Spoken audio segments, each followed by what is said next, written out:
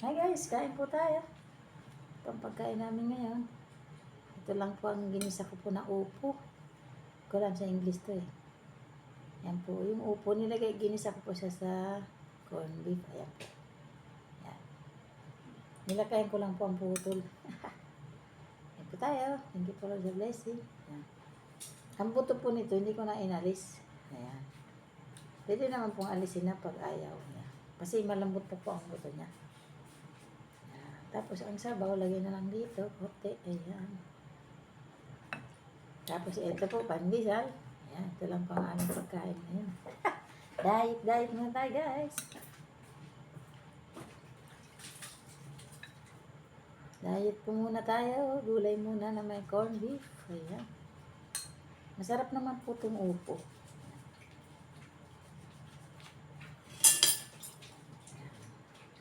Upo sa kapandesal lang guys. So, okay na po. Solve na. Importante kumakain tayo, di ba? May nakakain tayo. Maaga po kasi yung sold out ang tinda namin, kaya ito. Hindi po ako nakabili kasi kanina ng lutong ulam. Kaya ito, nagluto na lang ako. Niluto ko lang ito, hindi ko na po binidyohan. Ayan. Sakain na lang po, ayan. Masarap po ito guys, upo. Ayan. May corned beef. Masarap po ang sabaw niya guys. Konti lang po ang sinabaw po yan. Mainit po ito. Hello. Hello po. Mabol. Maiksi na naman ang kanyang ulo. Dapat pala tuloy ng bata. Ano lang ay 1. 2. Upo lang, patuloy mo na lang natin ito. Oo. Hinabaan ko lang ang putol ng upo para hindi maghiwa-hiwala. Ito mo na lang. Lagyan mo dito, putulin mo ganyan. Pwede namang tinidorin mo na lang, kagatin mo. Pwede naman may kutsilyo. Ayan. Naman ang buto sa gilid. Ayan. Putulin mo na lang. Ayan pa tayo. Tapos tayo. Upo. Okay naman po guys, masarap na.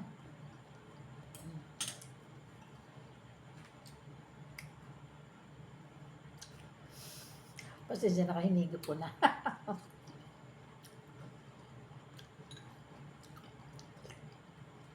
Masarap po ang sabaw niya.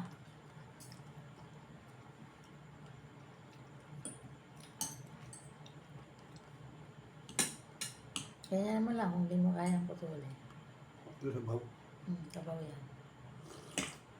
Malambot siya, kaya ayan, putulin mo ng ganyan.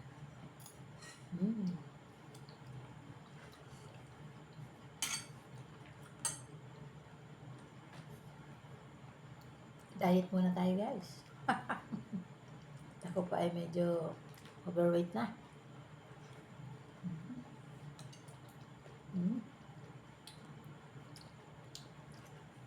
Ano natin kung match din sa pandesal.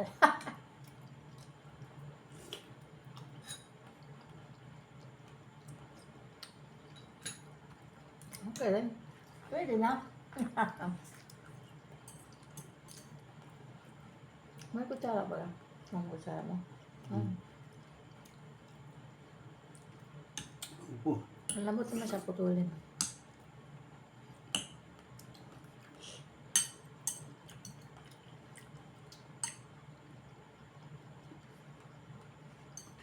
Tama lang timplan ito. Hindi ko siya inano. Kasi mo ng buto kung ayaw mo ng buto. Lambot naman ang buto eh. Ganyan mo lang. Dali lang tanggalin. Maaga kami nakauwi kasi maaga na sold out ang tinda namin na umaga at hapon. Okay Lord. Kaya lang, hindi na pa ako nakabili ng lutong pagkain. Pandesal. Pandesal lang na itira ko.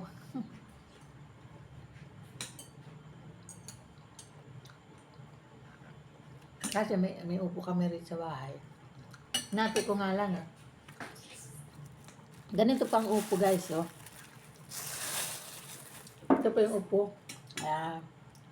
Nati ko lang siya kasi hindi naman namin maubos. Kaya, pwede ba ito bukas? Ano sa English to? Battle gold. Battle gourd. Ayun, battle gourd. Yun po sa English yun. Upo. Battle gold. Talino po kasi ako sa English eh.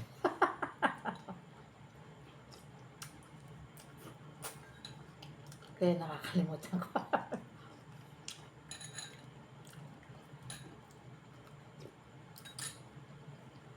Okay naman po siya, masarap. Pwede na lang po sa timpla nyo. Sarap naman po siya kasi may corned beef. Kaya lang ito, tama lang timpla ko. Hindi ko ino kasi bawal maalam.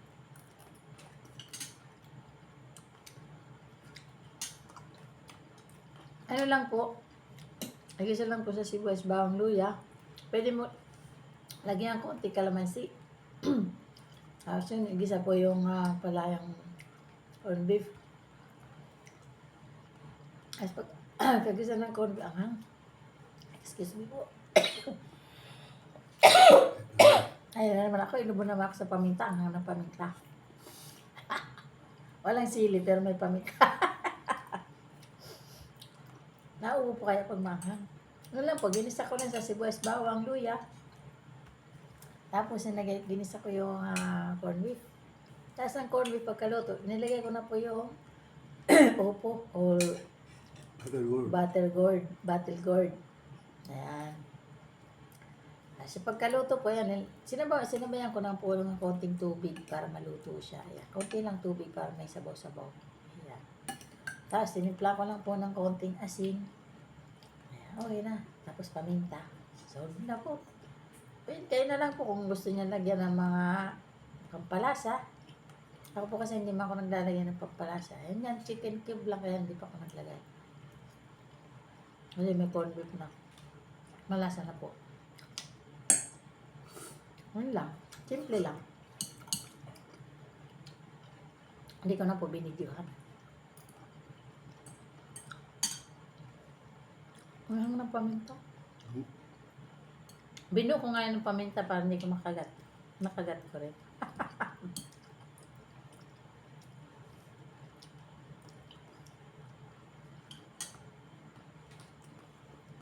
Dapat powder.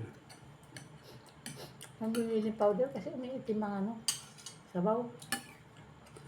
May itim kasi ang sabaw ng powder na paminta. Okay lang.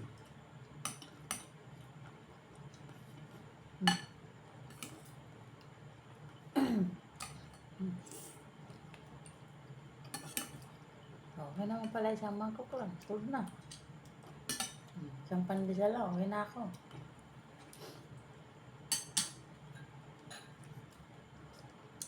Sabaw na konti. Di ba? Ano pa? Akin na okay na ngayon kahit ano basta may pagkain okay na po sa akin yun. Tipid-tipid budget lang po. Mahirap maubusan ng pera.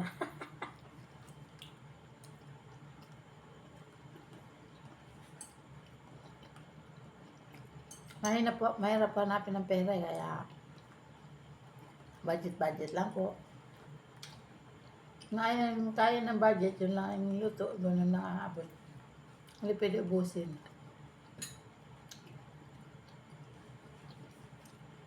Ayoko po kasi yung ubus-ubus yung ngayon may pagkain bukas wala, maghahanap na lang para bukas. Ayoko yun.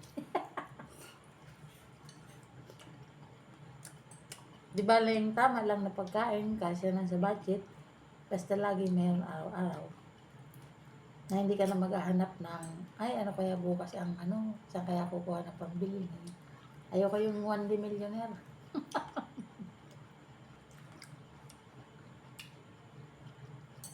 Pag 1D millionaire ka po, hirap buhay. Gutom.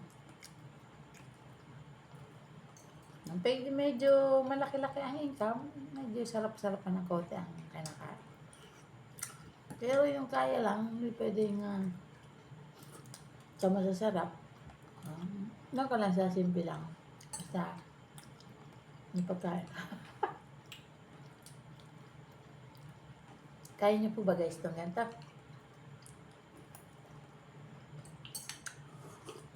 Natuto na po kasi ako eh. Ay, practical na ako. Kasi mahirap po yung maubusan ng pera. Malungkot. Malungkot ang buhay. Mahirap maghanap ng pera. Kaya dapat maingat tayo sa pera. Kahit maliit lang, kailangan may sobra lagi na pang araw-araw na gusto natin bilhin pagkain, mabibili natin. Pag maliit ng income, may doon ka sa mura lang na ulam.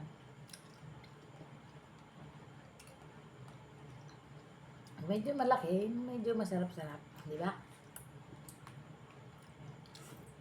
Yan, kailangan magyabang tayo na. Ito ulam natin. Nakakahiya yung hindi masarap. Kumahiya, yun lang kaya ng pera mo, di ba? Kaysa mangutang ka. Sarap nga lang, sarap ng ulam mo, puro utang naman. Hirap sa pagbayad, di ba?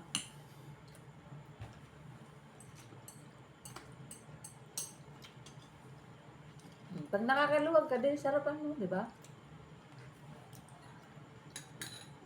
Ganyan pa ako natutunan ako, guys.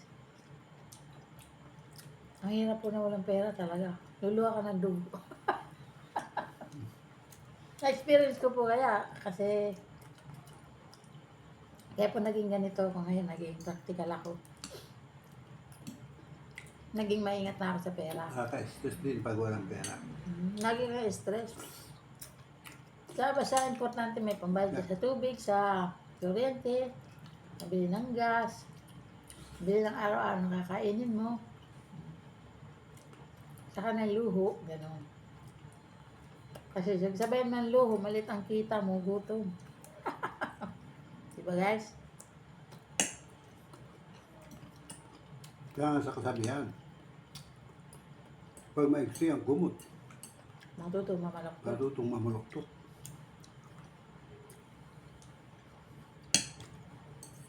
Kaya ano, sabihin nila yan ang pagkain mo, bakit?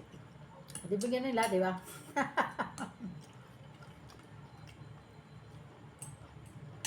Ang importante may nakain ka. Hindi ka nanghingi. Hindi ka nangutang. Ano ang problema? May kinain ka, di ba?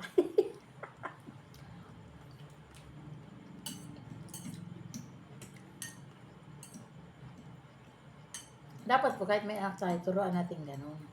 Huwag natin i-spoil ng bata. Maliliit pa.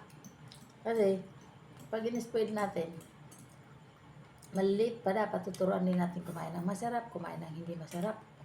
Tama lang ba makakain? Kasi, puro masasarap. Pag wala ng pambili, hindi nakakain ng bata. Diba? Tapos huwag natin gawin social. Kung hindi naman kaya. Tuturuan din natin. Kasi nakikita ko siyang iba.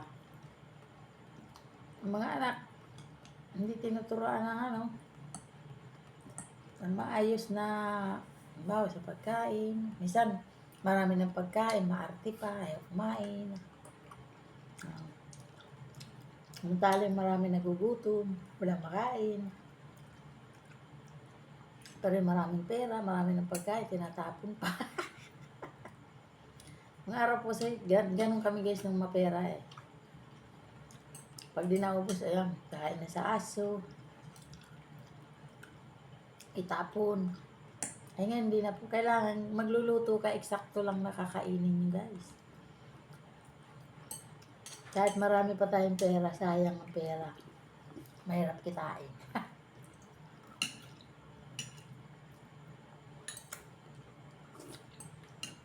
Ako natutunan pa ako. Ayoko na nagsasayang ng ano, yung mga importante. Hirap pa kumita ng pera.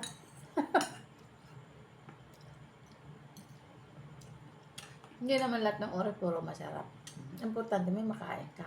Kung marami kang pera na, masarap-sarap pero hindi pwede ubusin na, di ba? Kailangan practical po. Matuto tayo sa buhay. Kasi, pag ubos-ubos biyaya sa araw-araw, pag may pera ngayon, ubusin natin sa masarap. Bukas wala na. Maghahanap na kung saan tayo mangungutang. Hirap kaya. Tapos magbayad ng utang, walang pambayad. Kahit may anak, tuturuan lang din. Kaya balanse po pag may anak tayo.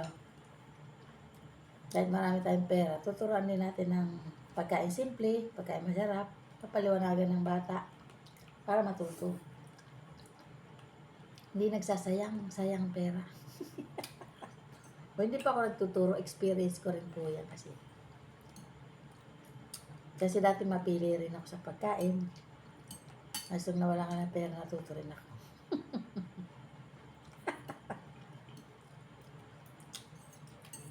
Kaya huwag na natin hintayin mabusan ng pera bago tayo matutong mag-budget at magtipid. Hindi naman tipid na sobrang naman tipid. So, di ba sabi ko kami, nakikita niyo po, minsan masarap kinakain namin. Minsan naman simple lang. Ay, importante may makain tayo. Diba? O, tulad nito. Hindi ko niluto lahat kasi hindi naman namin mauubos. Bukas ko na iluluto ang iba. Kasi pag inubos ko, masasayang lang, mapapanis, tapon. Kaya magluluto tayo, eksakto lang sa kakainin natin. Nakakabusog. Kasi sayang po eh. Kung may sobra, tatapon lang. Tapos sa tabi, wala na. Pagkain baboy, sayang ang pera.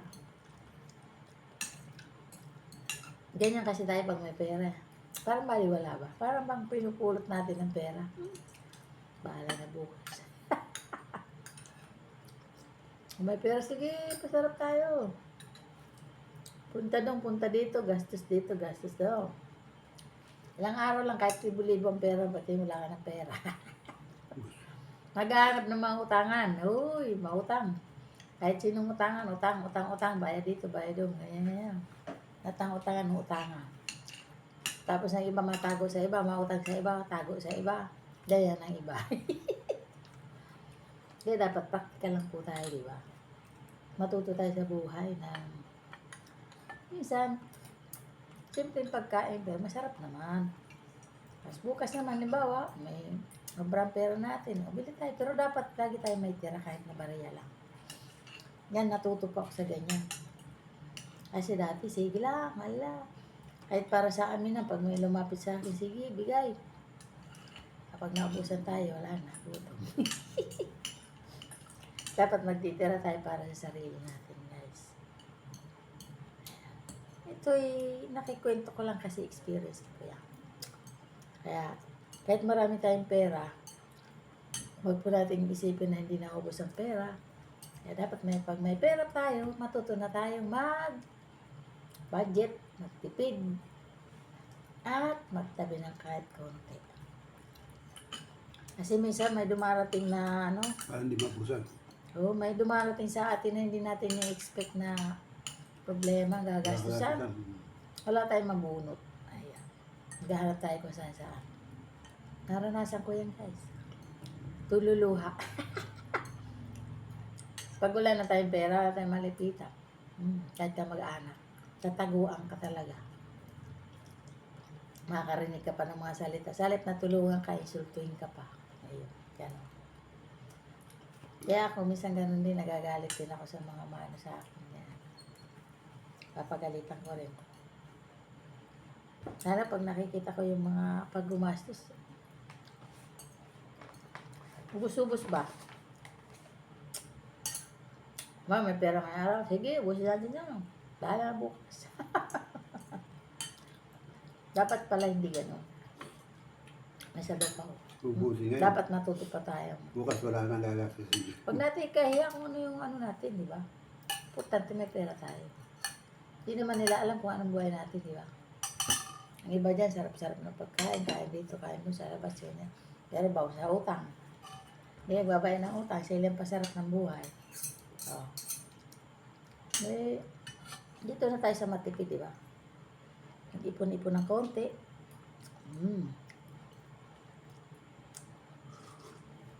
Hindi tayo bibili ng mamahalin na hindi naman kaya. Sabi nga guys, damit ko, ilang dekada na hindi ako nagpapalit.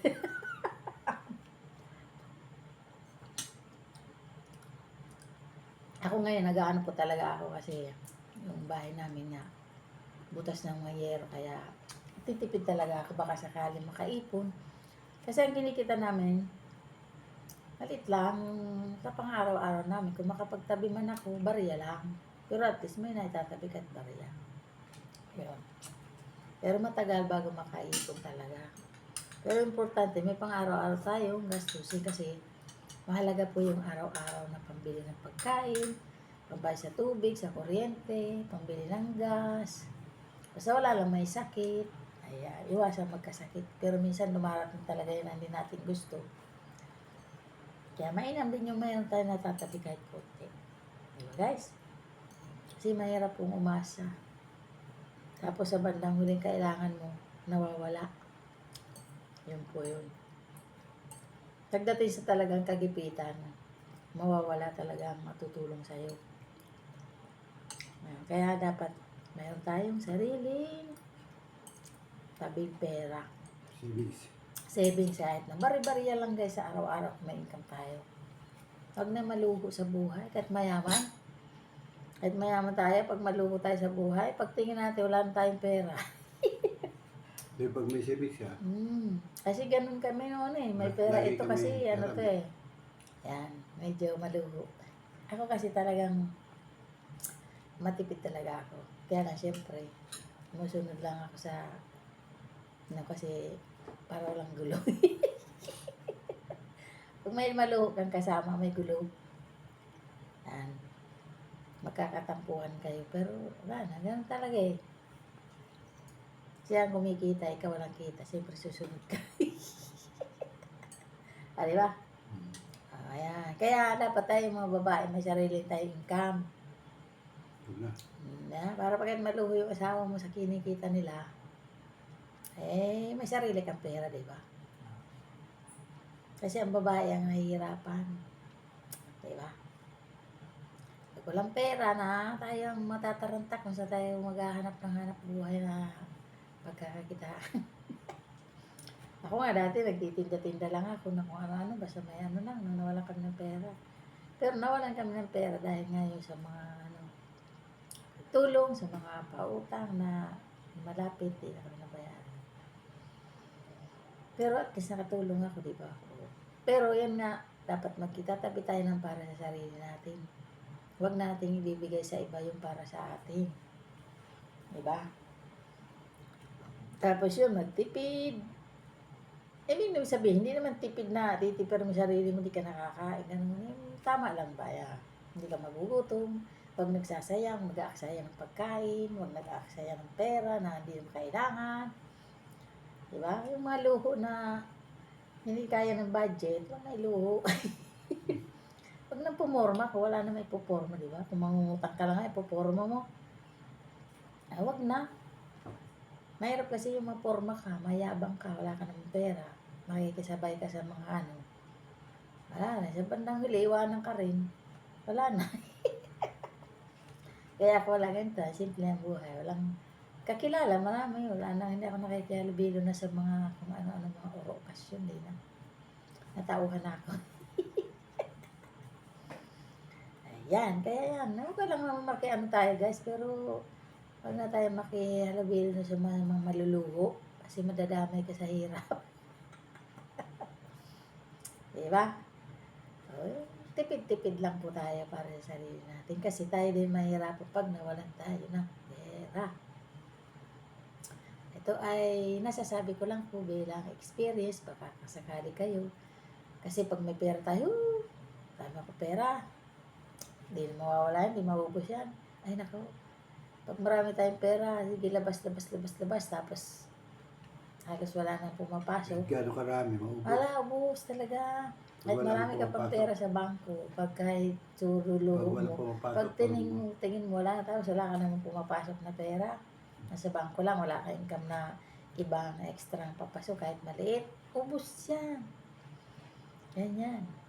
Dapat kahit marami tayong pera, may konti rin tayong pumapasok. Para hindi na uubos. Diba?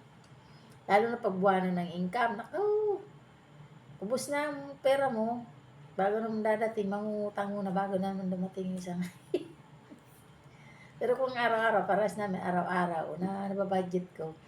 Kasi, halimbawa, kumita ka ng 500. Ngayong araw, gumastos ka ng 300, 200, o may tira ka pa. O bukas ganun naman, di ba? May savings ka. O, ganun na yun. Di ba guys? Ako yung nakakikwento ko lang po sa inyo ang experience ko para tayo. Oops, di ba guys? Bawal lang sobrang luho sa buhay kung hindi naman natin kaya. Parang hindi tayo nababaw sa utang. Diba? Kasi pag nabaw tayo sa utang, mahirap magbayad, kawawa rin naman yung utangan natin, di ba? Nakakahiya din naman, di ba? Pero yung iba hindi naman nahihiya, sige lang utang dito, utang doon, utang doon, hindi nagbabayad. Pasosyal pa. Forma doon, forma dito. Parang walang utang. Ganon. Dead ma lang yung mga inutangan. Pag nakita mo, may nakataas ang noon nila. Hindi nila nakilala yung kasi mahirap na yung inutangan nila. Punit-punit ang damit, hindi napapansinin. Kasi sila mapera na. Diba? Kaya lang yan. Nakaka-experience ko yan. Maraming lumayo, anong wala ka ng pera, wala papansin sa'yo. Diyan makikita yung tunay sa'yo, guys. Kahit makadugo mo yung sulting ka pa, wala kang pera. Diba? Excuse me po. Okay, tapos na siya. Bye-bye, guys! Huwag na ako. Thanks for watching po. God bless us all. Please subscribe and click the bell para lagi po tayong updated sa mga videos ko. Guys, ito po ang aking nakikwento lang ang aking mga experience sa buhay. Ayan. Baka sakaling maisip-isip din ninyo na dapat ganito ganyan, di ba? Para matuto tayo sa buhay na hindi tayo nagsisisi sa huli. Kasi laging sa huli ang pagsisisi. Ayan. Kaya akong happy na ako guys kahit maliit lang kinikita namin. Kahit ganito simpleng buhay lang. At least wala kang utang, wala kang problema, yan. At least nakakabili ng gamot, namita araw-araw, kainom siya, masaya na ako, diba? So, wag na lang magkasakit pa ulit, tuloy lang ang maintenance, napoprovide, ayan. Kaya thank you Lord, masaya na po ako ngayon guys. Sa simpleng buhay, pero yan, kumakain tayo. At bariya, nakakapagtabi, diba? Saka kahit di natin alam, baka bukas ganyan makalogay, hindi natin alam, may magkaroon tayo ng magandang hanap buhay na mas lumaki, di ba? Okay lang, pero wag tayo magsasayang ng pera na walang kabulan. Bye bye guys, love you guys.